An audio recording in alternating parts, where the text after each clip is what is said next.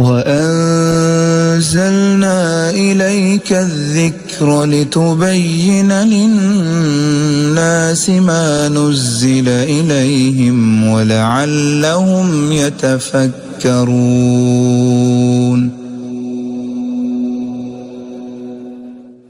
نحمده ونصلي ونسلم على رسوله الكريم وأشهد أن لا إله إلا الله وحده لا شريك له وأشهد أن محمدا عبده ورسوله أما بعد۔ آج ہم اپنے اس پروگرام میں دورہ تفسیر القرآن میں قرآن مجید سے 15ویں سپارے کے شروع سے سورۃ اسراء کے شروع سے شروع کریں گے۔ اللہ سے دعا ہے کہ اللہ تعالی ہمیں سننے، سمجھنے اور عمل کرنے کی توفیق عطا فرمائے۔ یاد رکھ لیں کہ سورۃ اسراء یہ مکی صورت ہے، اور اس صورت کے دو نام ہیں جن سے زیادہ یہ مشہور ہے۔ ایک اس صورت کا نام سورۃ بنی اسرائیل ہے، اور دوسرا اس صورت کا نام سورۃ اسراء ہے۔ سورۃ اسراء اس مناسبت سے ہے کہ اس میں اسراء اور معراج کا واقعہ جو ہے وہ اس کی طرف اشارہ کیا گیا ہے، اور سورۃ بنی اسرائیل اس مناسبت سے ہے کہ اس میں بنی اسرائیل کے بارے میں اللہ تعالیٰ نے کچھ اہم معلومات دی ہیں۔ یہ صورت مکی ہے، اور مکی صورتوں کا مضمون یہی ہے کہ اللہ تعالیٰ سے ڈر جاؤ، جنت اور جہنم برحق ہے، قیامت والے دن دوبارہ تمہیں اٹھایا جانا ہے، اور تمہارا حساب کتاب پورے عدل اور انصاف سے پورا کیا جائے گا۔ یہی مضمون اس صورت کے اندر موجود ہے، لیکن اس صورت کی ابتدا ایک اہم آیت سے ہے، اور بہت ہی اہم چیز اللہ تعالیٰ نے اس صورت میں بیان فرمائی ہے۔ تو آغاز کرتے ہیں صورت کا۔ اعوذ باللہ من الشیطان الرجیم، بسم اللہ الرحمن الرحیم۔ سبحان الذی اسری بعبدہ لیلا من المسجد الحرام الی المسجد الاقصی الذی بارکنا حولہ لنریہ من آیاتنا انہ هو السمیع البصیر۔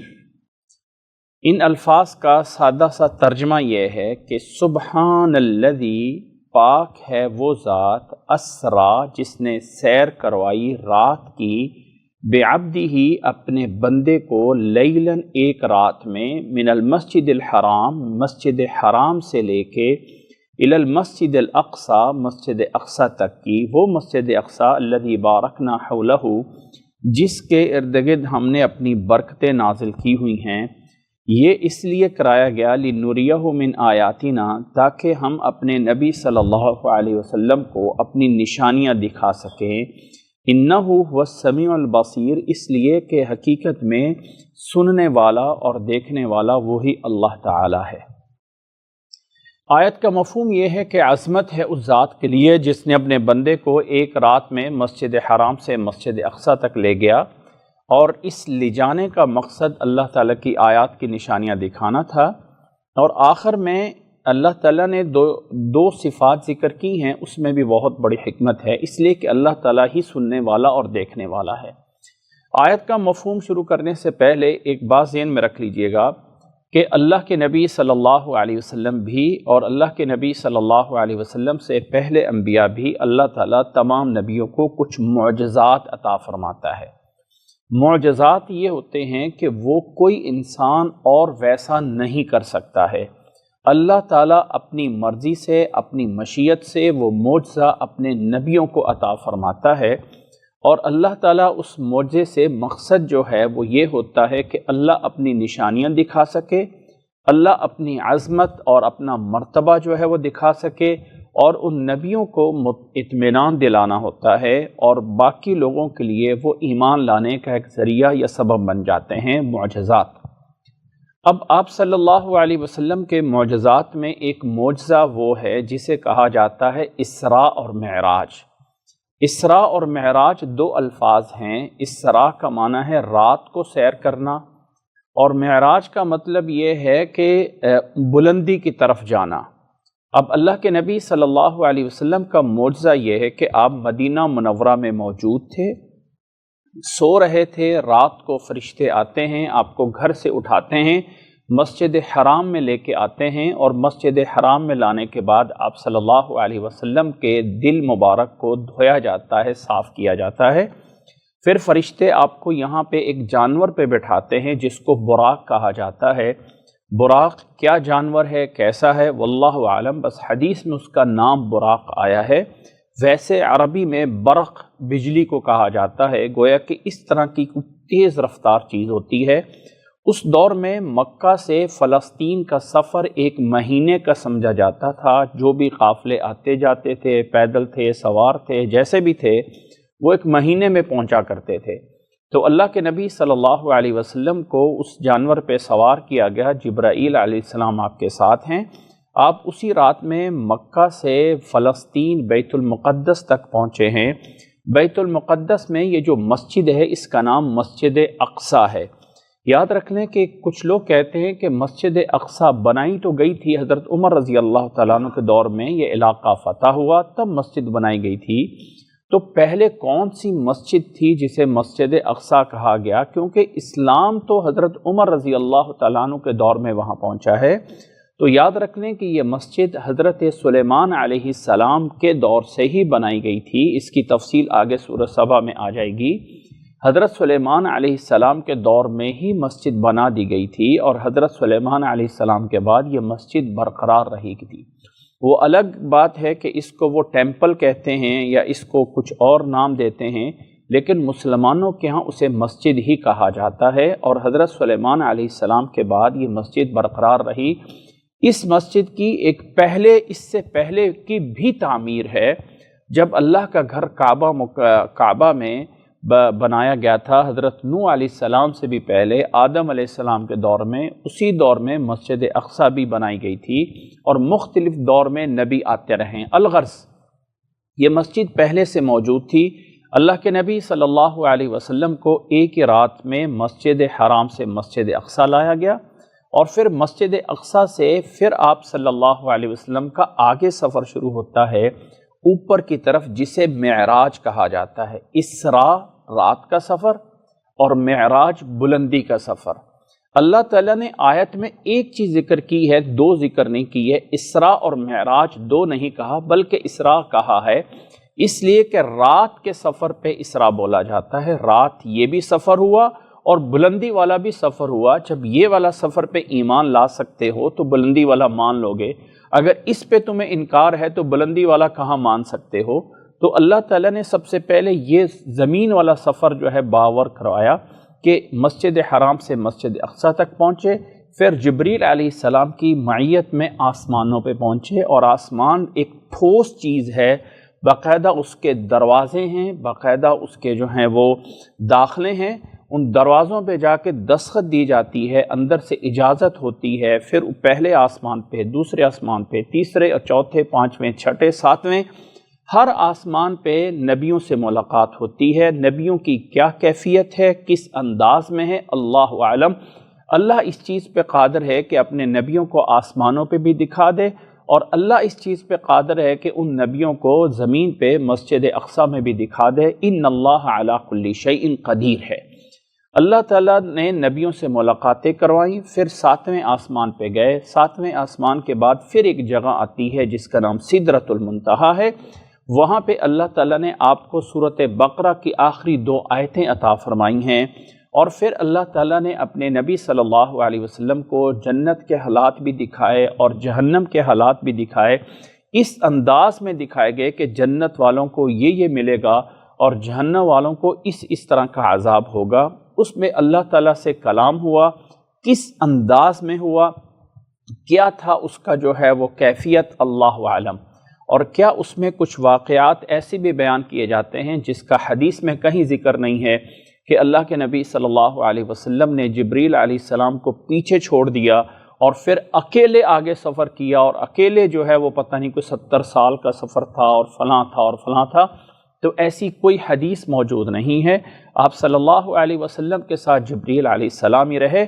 یہ انشاءاللہ تعالی سورۃ نجم میں آگے آ جائے گا کہ اللہ تعالیٰ نے اپنے نبی صلی اللہ علیہ وسلم کو اپنی آیات اور نشانیاں دکھائیں۔ یہاں پر اس آیت میں بھی اس سفر کی جو غرض و غایت بیان کی ہے وہ یہی ہے کہ لِنُرِيَهُ مِنْ آیاتنا، تاکہ ہم اپنے بندے کو اپنی نشانیاں دکھائیں۔ یہ غرض و غایت ہے اس سفر کی، لِنُرِيَهُ مِنْ آیاتنا۔ یہ غرض و غایت نہیں ہے کہ ملاقات اپنے رب سے ہو، بلکہ غرض و غایت یہ ہے کہ ہماری نشانیاں دیکھ لیں اللہ تعالیٰ کی عظمت اور مقام اور مرتبے کی۔ الغرض، اللہ کے نبی صلی اللہ علیہ وسلم پھر واپس آتے ہیں، اللہ تعالیٰ 50 نمازیں فرض کر دیتے ہیں۔ 5ویں آسمان پہ یا 6ٹھے آسمان پہ حضرت موسیٰ علیہ السلام سے ملاقات ہوتی ہے۔ موسیٰ علیہ السلام پوچھتے ہیں کیا ملا رب سے؟ فرمایا 50 نمازیں۔ موسیٰ علیہ السلام فرماتے ہیں میں نے بنی اسرائیل کو اچھی طرح آزمایا ہوا ہے، یہ 50 نمازیں پڑھنے والے لوگ نہیں ہیں، اس لیے رب سے تخفیف کریں۔ آپ صلی اللہ علیہ وسلم اللہ تعالیٰ کے پاس واپس جا کے پھر التجا کرتے ہیں، 50 سے 45، 45 سے 40، 40 سے 35، 35 سے 30، اور 30 سے جو ہے وہ 25، اور 25 سے جو ہے 20، 15، 10، اور پھر 5 نمازیں فرض ہوئیں۔ 5 نمازیں جو ہیں وہ فرض ہوئیں۔ اس کے بعد آپ صلی اللہ علیہ وسلم نے فرمایا کہ اب میں اپنے رب سے اس سے کم کرواؤں تو مجھے اپنے رب سے شرم آتی ہے۔ آپ صلی اللہ علیہ وسلم اسی پہ برقرار رہے تو اللہ تعالیٰ کی طرف سے آواز آئی، پیچھے سے ندا آئی کہ یہ 5 نمازیں پڑھیں گے ہم، لیکن اللہ تعالیٰ کے ہاں یہ 5 نمازیں 50 نمازوں کا ثواب دے رہی ہوں گی۔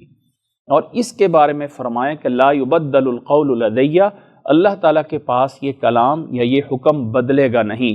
تو 5 نمازیں 50 نمازوں کا، یعنی ایک نماز 10 نمازوں کا ثواب دیتی رہے گی۔ یہ والا وہ سب سے اہم حکم ہے جو اللہ تعالیٰ نے پورا قرآن مجید، پورے احکامات، پورے فرائض، پورے ارکان، پورے شروط دین اسلام کے زمین پہ عطا فرمائے، لیکن نماز کا حکم اللہ تعالیٰ نے آسمان پہ بلا کے اپنے نبی صلی اللہ علیہ وسلم کو عطا فرمایا۔ پھر آپ صلی اللہ علیہ وسلم اسی سفر پہ واپس آتے ہیں، بیت المقدس میں پہنچتے ہیں۔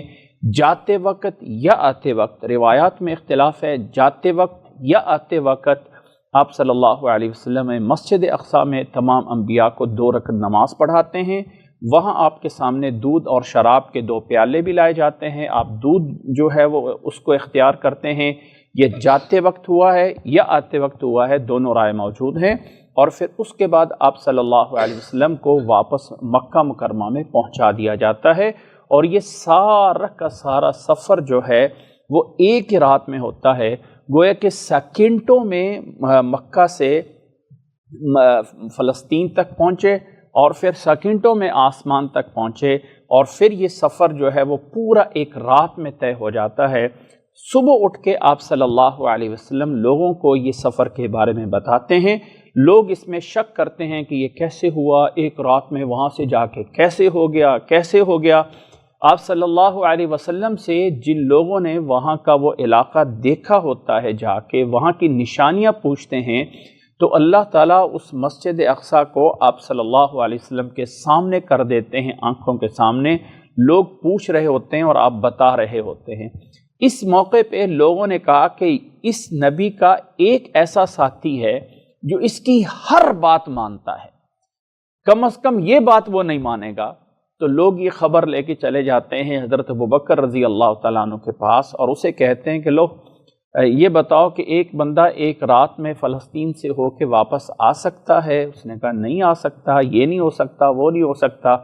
جب یہ ساری باتیں پوچھ لیں تو پھر اس کو بتایا گا کہ تیرا ساتھی محمد صلی اللہ علیہ وسلم کہہ رہا ہے کہ ایک ہی رات میں وہاں سے ہو کے آ گیا ہے۔ فرمایا اگر وہ کہہ رہا ہے نا تو وہ آ گیا، وہ اگر فرما رہے ہیں نا تو وہ ہو کے آئے ہیں۔ فرمایا کہ ابھی تو تم کہہ رہا تھا کہ نہیں ہو سکتا، اگر فرمانے لگے کہ میں اس سے بڑی بات اس سے مانتا ہوں کہ آسمان سے فرشتہ آتا ہے اور خبریں دیتا ہے، تو جب میں وہ مان سکتا ہوں تو یہ کیوں نہیں مان سکتا؟ یہ وہ لمحات تھے جب آپ صلی اللہ علیہ وسلم نے حضرت ابوبکر رضی اللہ تعالیٰ عنہ کو صدیق ہونے کا لقب عطا فرمایا۔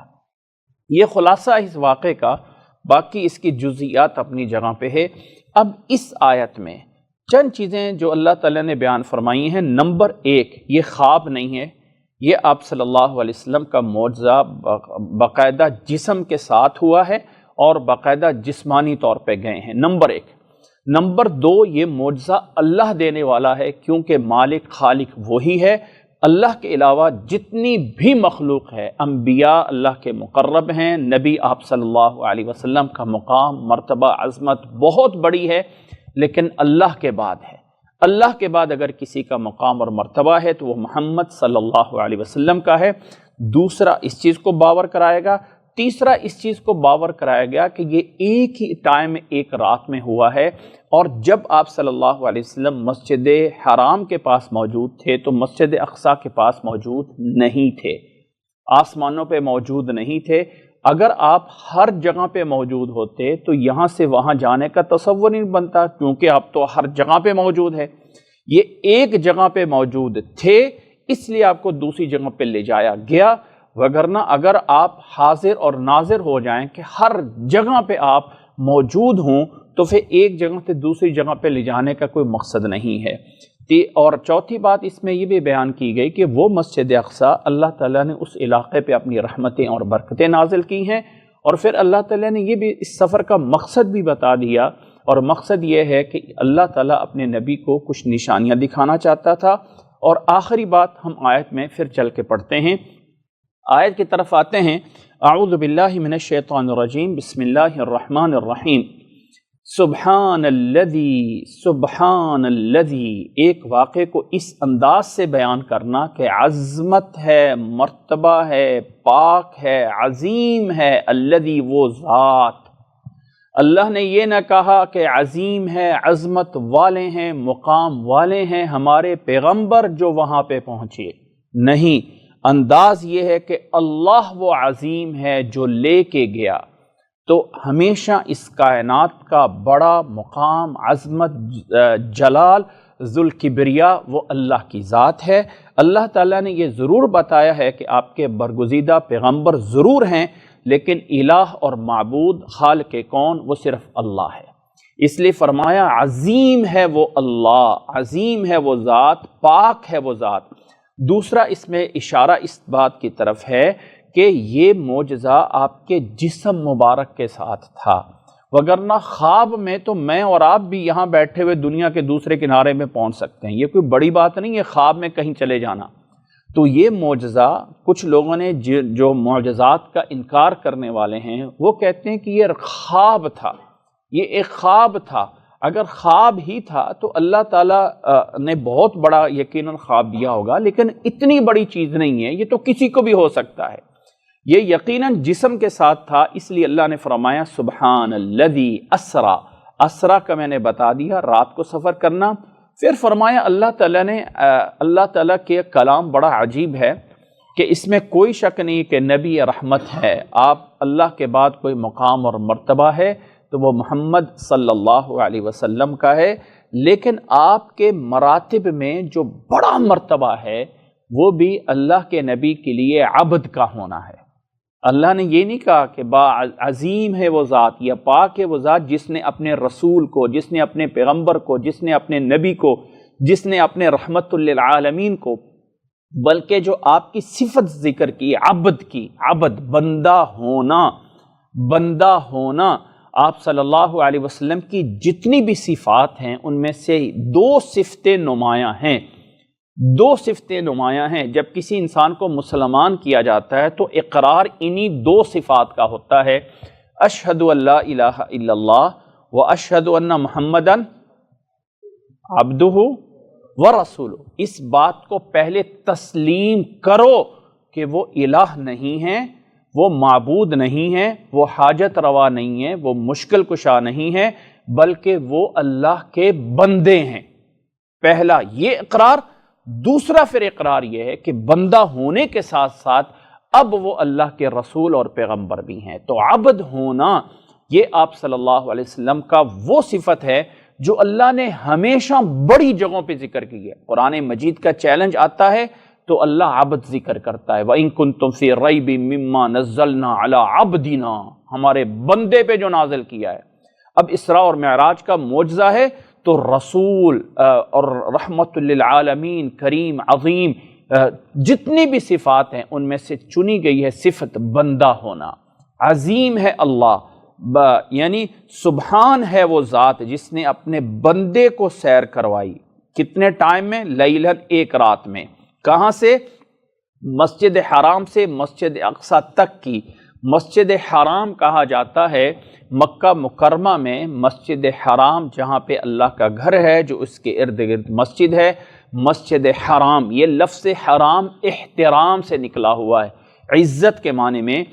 یاد رکھ لیں کہ عزت احترام یہ ایک سائیڈ ہے اس لفظ کی، اور دوسری سائیڈ جس میں کہا جاتا ہے کہ یہ چیز حلال ہے اور حرام ہے، اس حرام کا معنی بھی یہ ہوتا ہے کہ اس چیز سے بچنا قابل عزت ہے۔ اس چیز سے بچنا جو ہے وہ انسان کی عزت اور احترام کے لائق ہوتا ہے، اور جب انسان حرام میں پڑ جاتا ہے تو اپنی عزت اور احترام کھو دیتا ہے۔ تو لفظ حرام کا بنیادی طور پہ معنی ہوتا ہے احترام۔ مسجد حرام یعنی بہت زیادہ عزت احترام والی مسجد، جہاں پہ اللہ کی نافرمانی نہیں کی جاتی ہے، یہ اس کا نام ہے کہ اللہ تعالیٰ نے مسجد حرام سے مسجد اقصی، ویسے لفظ مسجد اقصی کا معنی ہے دور کی مسجد، اور یہ اسی مسجد کو کہا جاتا ہے جو حضرت سلیمان علیہ السلام نے تعمیر کی تھی۔ حضرت سلیمان علیہ السلام کی زندگی کے آخری چیز جو تھی، انہوں نے مسجد اقصی کی تعمیر کی تھی۔ نہ یہ ہے کہ ٹیمپل سلیمانی یا جس کو کہا جاتا ہے وہ انہوں نے بنایا تھا، بلکہ اصل یہ ہے کہ مسلمانوں کے ہاں اسے مسجد ہی کہا جاتا ہے، وہ انہوں نے بنائی تھی، اور اللہ کے نبی صلی اللہ علیہ وسلم ایک رات میں وہاں سے وہاں پہنچے۔ اب یہ مسجد حرام یہ ہے کہ الذی بارکنا حولہ، جس میں ہم نے برکتیں کی ہے۔ یہاں سے ایک بات نوٹ کر لیجئے کہ اللہ تعالیٰ کے ہاں معیار توحید اور سنت ہے۔ اللہ تعالیٰ کے ہاں اللہ کو کوئی غرض نہیں ہے کہ یہ بنو اسماعیل ہے، یہ بنو اسحاق ہیں، یہ فلاں ہیں فلاں ہیں۔ جب نبوت بنو اسحاق میں چلتی رہی تو وہ بھی مسلمان تھے، وہ بھی اللہ کی توحید کے اقرار کرنے والے تھے، ہر بعد میں آنے والے نبی کو ماننے والے تھے۔ جب یہ نبوت اسماعیل علیہ السلام کی اولاد میں حضرت محمد صلی اللہ علیہ وسلم پہ آ گئی، چاہے پہلے سارے نبی وہاں آتے رہے، اسی علاقے میں آتے رہے، اور ایک نبی عرب کے اندر آ گیا اور وہ بھی بنو اسماعیل میں آ گیا، تو اللہ تعالیٰ کا معیار وہی ہے۔ لہٰذا وہ جگہ جہاں پہ یہود و نصارہ رہتے تھے وہ بھی مسلمان تھے، اللہ تعالیٰ کے ہاں وہ بھی ہمارے بھائی تھے، مسلمان تھے، توحید کا اقرار کرنے والے تھے، رسولوں پہ ایمان لانے والے تھے۔ جب اللہ کے نبی صلی اللہ علیہ وسلم آ گئے تو جیسے پیچھے نبی آتے رہے، موسیٰ علیہ السلام کے بعد یوشع بن نون آئے، اور پھر نبیوں کا سلسلہ چلتا رہا، حضرت داؤد، حضرت سلیمان علیہ السلام، حضرت زکریا علیہ السلام، اور آخر میں حضرت عیسیٰ علیہ السلام آئے، اسی طرح حضرت محمد صلی اللہ علیہ وسلم بھی اسی کی کڑی ہیں۔ یہ وہی امت مسلمہ ہے۔ ایسا نہیں ہے کہ اب یہود و نصارہ جو اب چل رہے ہیں یا اس دور میں الگ چل رہے تھے وہ اصل میں کافر ہو گئے، اور اصل ماننے والے وہی تھے جنہوں نے محمد صلی اللہ علیہ وسلم کو مان لیا۔ لہٰذا وہ علاقہ بھی مسلمانوں کا ہے اور یہ علاقہ بھی مسلمانوں کا ہی تھا۔ اللہ نے فرمایا جس میں برکتیں ہم نے کی ہیں، لِنُرِيَهُ مِنْ آیاتنا، یہ الفاظ اس بات کی دلیل کرتے ہیں کہ اس سفر کا جو مقصد تھا وہ اصل مقصد یہ تھا لِنُرِيَهُ مِنْ آیاتنا، تاکہ ہم اپنی نشانیاں جو ہے وہ دکھا سکیں۔ پھر اس کا آیت کا جو اینڈ ہے وہ بڑا عجیب اختتام پہ آ رہا ہے۔ قرآن مجید کا جو آخری اللہ تعالیٰ کی صفات ہوتی ہیں ان کا پیچھے کوئی لنک بنتا ہوتا ہے۔ وہ کہتے ہیں کہ ایک بدو بیٹھا ہوا تھا اور اس کے پاس ایک قرآن مجید پڑھنے والا قاری جو ہے وہ پڑھ رہا تھا۔ اس نے پڑھ دیا وَالسَّارِقُ وَالسَّارِقَةُ فَاقْطَعُوا أَيْدِيَهُمَا جَزَاءً بِمَا كَسَبَا نَكَالًا مِّنَ اللَّهِ وَاللَّهُ غَفُورٌ رَحِيمٌ۔ وہ چونک پڑا، یہ کیا ہو گیا؟ اس نے بدو نے کہا بھائی یہ جو تم پڑھ رہے ہو صحیح پڑھ رہے ہو؟ اس نے کہا ہاں میں صحیح پڑھ رہا ہوں، دیکھو تو صحیح۔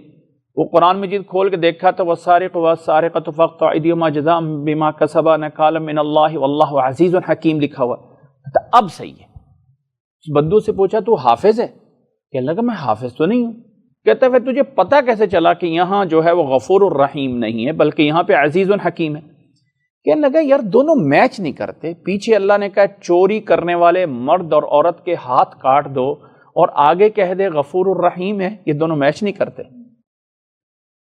اب چونکہ بول دیا کہ چوری کرنے والے مرد اور عورت کا ہاتھ کاٹ دو کہ اللہ تعالیٰ عزیز اور حکیم ہے، اب سمجھ آتا ہے کہ یہ اس کا فیصلہ پوری حکمت اور عزت سے، یہ میچ نہیں کرتا۔ تو کہتے ہیں ہاں بات تو صحیح ہے نا کہ چوری والے کا ہاتھ کاٹو اور آگے کہہ دینا غفور الرحیم ہے، دونوں کا تعلق نہیں بنتا۔ اب یہاں پہ جو آیت کا سسٹم ہے، آیت یہ ہے کہ اللہ تعالیٰ نے فرمایا اللہ تعالیٰ بہت بڑی ذات ہے جس نے بندے کو یہ کام کروا دیا۔ اب میچ کیا ہوتا تھا؟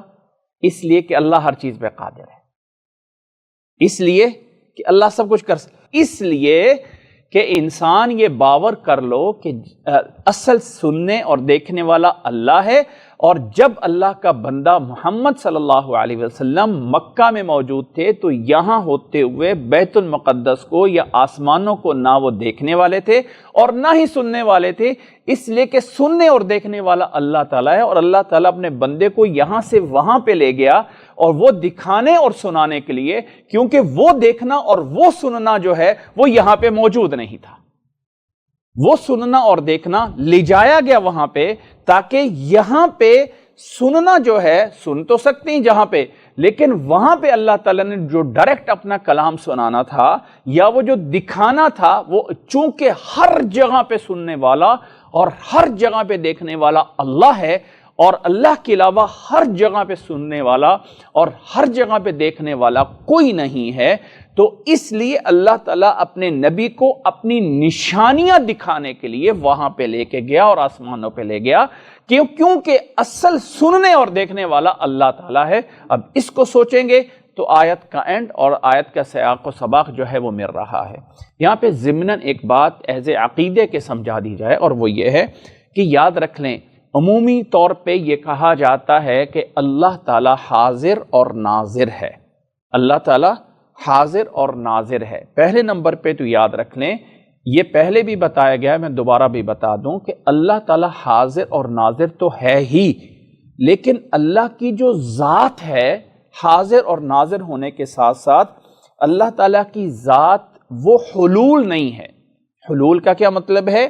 کہ ایک عقیدہ ہے حلولیہ، جس کا مطلب یہ ہے کہ جیسے پانی میں نمک حل ہو جاتا ہے، اللہ تعالیٰ کی ذات بھی کائنات میں حل ہوئی ہوئی ہے، مکس ہوئی ہوئی ہے، ہر چیز میں اللہ ہے، میرے میں اللہ ہے، تجھ میں اللہ ہے، فلاں میں اللہ ہے۔ اور اس عقیدے کا جو سب سے بڑا دعوت دینے والا تھا ابن عربی، وہ کہا کرتا تھا کہ مجھے نہیں پتا کہ میں اللہ ہوں کہ تم اللہ ہو، وہ کہتا ہے ہر چیز ہی اللہ ہے۔ گویا کہ جیسے نمک اور پانی جو ہے وہ مکس ہو کے ایک جان ہو جاتا ہے کہ آپ نمک کو اور پانی کو الگ نہیں کر سکتے ہو، اس عقیدے کو غلط کہا گیا ہے۔ اللہ تعالیٰ اس کائنات سے الگ ہے۔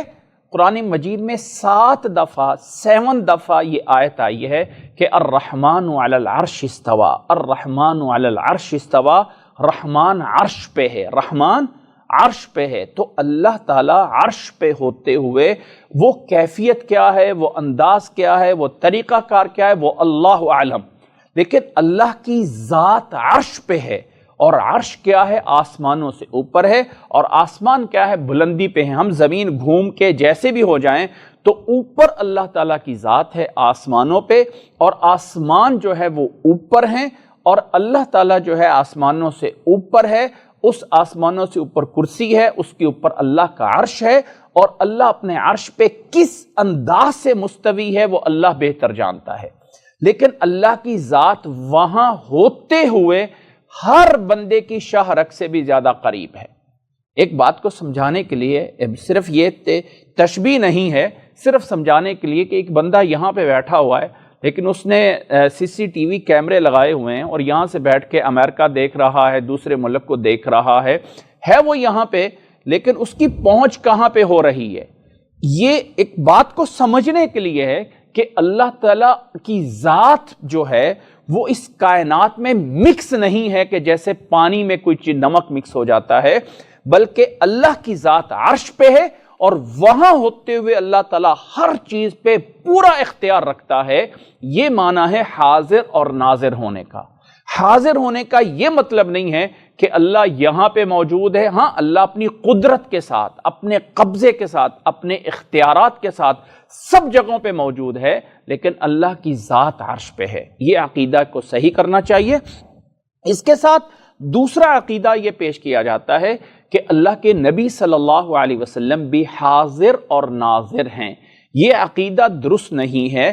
اللہ کے نبی صلی اللہ علیہ وسلم اگر حاضر اور ناظر ہوتے تو اسراء اور معراج کی ضرورت نہیں تھی، کیونکہ مکہ میں ہوتے ہوئے آپ بیت المقدس میں بھی تھے، ہوتے ہوئے آپ آسمانوں پہ بھی تھے، لیکن اللہ تعالیٰ کا آپ کو یہاں سے وہاں لے جانا، یہاں ہے تو وہاں نہیں ہے، وہاں ہے تو یہاں نہیں ہے، اس لیے اللہ نے اس آیت میں فرمایا کہ عظیم ہے اللہ کی وہ ذات، پاک ہے اللہ کی وہ ذات جس نے اپنے بندے کو ایک ہی رات میں یہاں سے وہاں پہ لے کے گیا اور وہاں سے پھر واپس لے کے آیا، تاکہ اپنی نشانیاں دکھائی جائیں جو کہ پہلے آپ نے نہیں دیکھی ہوئی تھی۔ تو اللہ کے نبی صلی اللہ علیہ وسلم اپنے مقام میں، مرتبے میں بہت عظیم ہے۔ آپ صلی اللہ علیہ وسلم فرماتے ہیں انا سید ولد آدم یوم القیامت ولا فخرا، میں بنی آدم کا سردار ہوں گا قیامت والے دن، سب سے بڑا ہوں گا۔ وَأَنَا أَوَّلُ مَنْ أَفْتَحُ بَابِ الْجَنَّةِ، سب سے پہلے میں جنت کا دروازہ کھولوں گا۔ لواء الحمد بیدی، حمد کا جھنڈا میرے میں ہاتھ میں ہوگا۔ جب پوری کی پوری انسانیت سب جگہ سے مایوس ہو جائے گی تو آخر میں اللہ کے نبی صلی اللہ علیہ وسلم اللہ کے آگے جو ہے وہ سفارش فرمائیں گے۔ یہ عظیم مراتب سب کچھ اللہ نے دیا ہے، خلاصہ پھر اسی پہ آ کے اینڈ ہو جاتا ہے کہ بعد از خدا بزرگ تو ہی قصہ مختصر، اللہ کے بعد کوئی مقام اور مرتبہ ہے تو وہ محمد صلی اللہ علیہ وسلم کا ہے۔ لیکن اس مرتبے کے ہونے کے ساتھ ساتھ یہ مطلب نہیں ہے کہ اللہ کی صفات آپ میں آ گئی ہیں۔ اللہ معبود ہے، وہ حاجت روا، وہ مشکل کشا، وہ ہر جگہ پہ حاضر اپنی قدرت کے ساتھ اور ناظر اپنی قدرت کے ساتھ ہے۔ تو یہ والی صفت آپ صلی اللہ علیہ وسلم میں جہاں اللہ نے چاہا آپ کو بتا دیا، جہاں آپ کو بتایا کہ ایک چیز کا نہیں بتایا تو آپ کو نہیں بتایا۔ ہر چیز میں اللہ کی طرح آپ عالم الغیب ہیں یا اللہ کی طرح آپ حاضر اور ناظر ہیں، یہ عقیدہ درست نہیں ہے۔ اللہ تعالیٰ وحدہ لا شریک ہے اپنے کمالات میں، اپنی صفات میں۔ اللہ تعالیٰ کی صفات میں، اللہ تعالیٰ کے اسماء الحسنہ میں آپ کا کوئی شریک نہیں ہے۔ وہ وحدہ ہے، وہ تنہا ہے، لا شریک لہ ہے، اپنی ذات میں، اپنی صفات میں، اپنے اوصاف میں، اپنے افعال میں۔ آپ صلی اللہ علیہ وسلم اللہ کے سب سے قریبی ہیں، لیکن نبی اور رسول ہیں۔ امید ہے کہ یہ باتیں سمجھ آ گئی ہوں گی۔ اللہ تعالیٰ حاضر اور ناظر ہے قدرت کے اعتبار سے، اپنی پاور اور طاقت کے لحاظ سے، اپنی ذات اللہ تعالیٰ کی عرش پہ مستوی ہے، اور نبی صلی اللہ علیہ وسلم حاضر یا ناظر نہیں ہیں۔ آپ صلی اللہ علیہ وسلم اللہ کے برگزیدہ پیغمبر ضرور ہیں، لیکن الہ اور معبود نہیں ہیں۔ اللہ ہمیں سمجھنے کی توفیق عطا فرمائے۔ یہ ساری باتیں اس صورت کی پہلی آیت میں اگر تشریح کی جائے تو یہ تمام باتیں یہاں پہ اس صورت میں آ گئی ہیں۔